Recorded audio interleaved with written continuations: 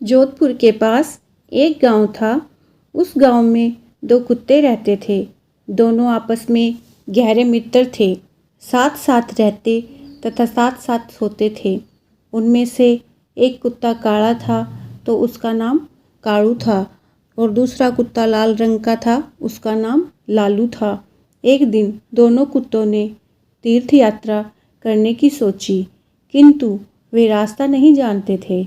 दोनों ने निश्चय किया कि यात्रा आरंभ तो करें, रास्ता अपने आप निकल आएगा।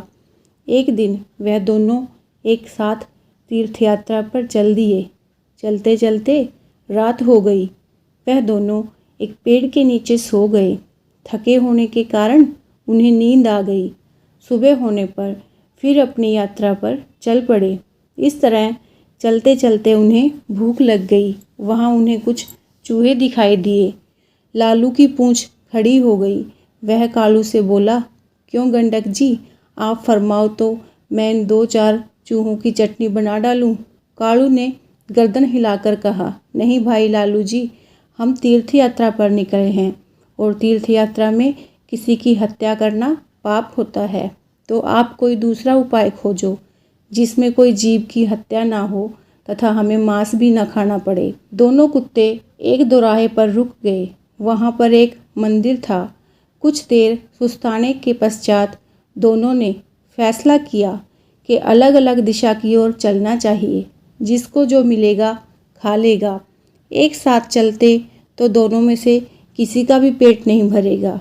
दोनों कुत्ते अलग अलग दिशा में चल पड़े।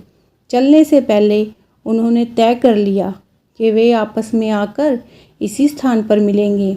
लालू कुत्ता चलते चलते एक गांव में पहुंचा। गांव में एक ब्राह्मण रहता था। वह पूजा पाठ करके भोजन करने ही जा रहा था।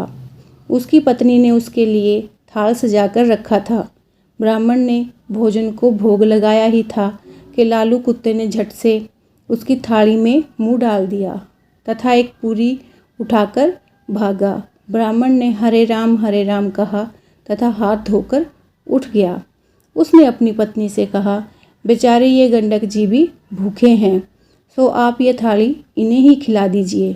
ब्राह्मण की पत्नी गुस्से से बोली, आप यह क्या कह रहे हैं? इस गंडक जी को ये थाली आप ही कहिए ना, इसमें कितने चोखे चोखे पकवान हैं, खीर, पूड़ियाँ, 2 तरह की सब्जी, अचार, दही। ब्राह्मण दया भाव से बोला, तुम ठीक कहती हो, पर यह भी भूखे होंगे। आप तो यह थाली इन्हें ही दे दे। सोच लो कि इनके ही भाग्य में लिखी थी। इसके पश्चात ब्राह्मण ने लालू कुत्ते को खूब पेट भर के भोजन करवाया। लालू ने उसे खूब दुआएं दी। उधर कालू कुत्ता एक किसान के यहाँ पहुँचा। किसान अपने खेत में काम कर रहा था। उसकी पत्नी थाल रख कर गई थी। थाल में बाजरे की रोटियां और सांगरिये का साग था। खेत का काम पूरा करके वह थाल खोलकर खाना खाने को तैयार हुआ ही था कि कालू ने तुरंत ही उसके भोजन में मुंह डाला तथा थोड़ी सी रोटी का टुकड़ा तोड़कर भागा। किसान एकदम गुस्से से भर उठा। उसकी आंखें अंगारों के समान लाल हो गई, भवें बन गई। उसने अपनी लाठी उठाई। गाली देते हुए उसने लाठी से इतनी जोर से वार किया कि कुत्ते की कमर टूट गई। वह पीड़ा से चिल्लाने लगा। कमर टूट जाने के कारण वह भाग ही नहीं सका। इसी बीच उसकी कमर में 2-4 लाठियां और पड़ गई। कुत्ता अधमरा हो गया। लालू दोराहे पर खा पी कर मस्त पड़ा था। वह आंखें फाड़ फाड़ कर अपने साथी की प्रतीक्षा कर रहा था। उसका साथी उसे कहीं भी नजर नहीं आ रहा था। लाचार तथा उदास होकर वह दोराहे पर बैठ गया। थोड़ी देर बाद उसे कालू नजर आया। वह लपक कर उसकी ओर दौड़ा। उसकी टूटी हुई कमर देखकर वह बहुत दुखी हुआ। पूछने लगा, भाई तुम्हारे साथ ऐसी बात किसने की? कौन निष्ठुर पापी है जिसने रोटी के पीछे तुम्हारी कमर ही तोड़ डाली? कालू की आंखें भर आई। उसने पीड़ा से करहाते हुए सारी कथा सुनाई। कथा सुनाकर वह क्रोध तथा दुख में डूबकर बोला, मैं उससे अपना बदला जरूर लूँगा। उस किसान को बताऊँगा कि खुद की कमर किस प्रकार टूटती है। लालू भी कृतज्ञ होकर बोला, मुझे भी उस ब्राह्मण का कर्ज चुकाना है। उसने मुझ पर कितनी कृपा की है। मैं रोम रोम से उसे आशीष देता हूँ। इसी प्रकार बातचीत करते हुए दोनों कुत्तों ने अंत में यह निश्चय किया कि उन्हें प्राण त्याग देनी चाहिए तथा प्राण त्यागने के पश्चात उनके घरों में जन्म लेना चाहिए। इत्तेफाक से ना तो किसान के कोई पुत्र था और ना ही ब्राह्मण के। दोनों कुत्तों ने मंदिर के आगे जाकर अपने प्राण त्याग दिए। एक ही पल में दोनों मृत्यु को प्राप्त हो गए। कालू ने किसान के घर जन्म लिया। किसान बहुत प्रसन्न हुआ, किंतु उसकी खुशी अगले ही पल विलुप्त हो गई।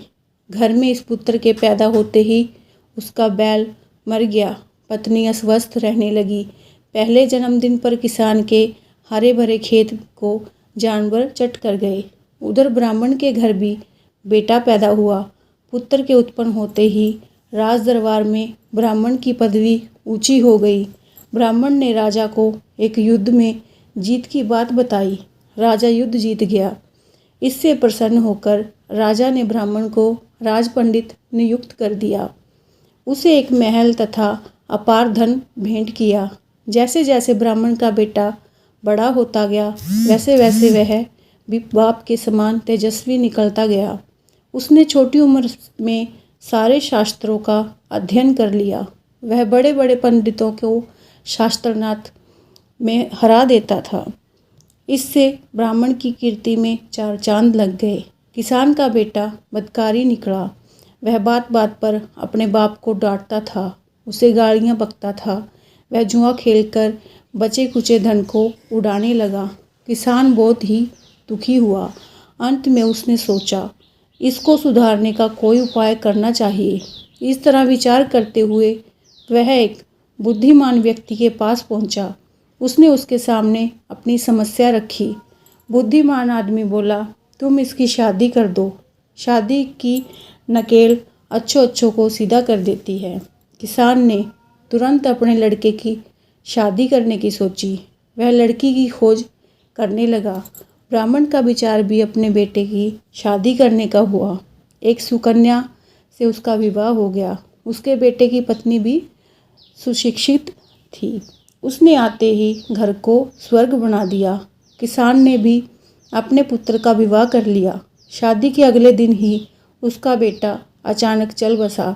उसके बेटे की बहू ने आकर कहा तो वह अचेत हो गया। होश में आते ही वह दीवार से सिर मार मार कर रोने लगा और चिल्लाने लगा, हाय मेरा बेटा मेरी कमर तोड़कर चला गया। ब्राह्मण का बेटा उसी गांव में कथा कह रहा था। इस संसार में जो जैसा कर्म करता है वो वैसा ही फल मिलता है।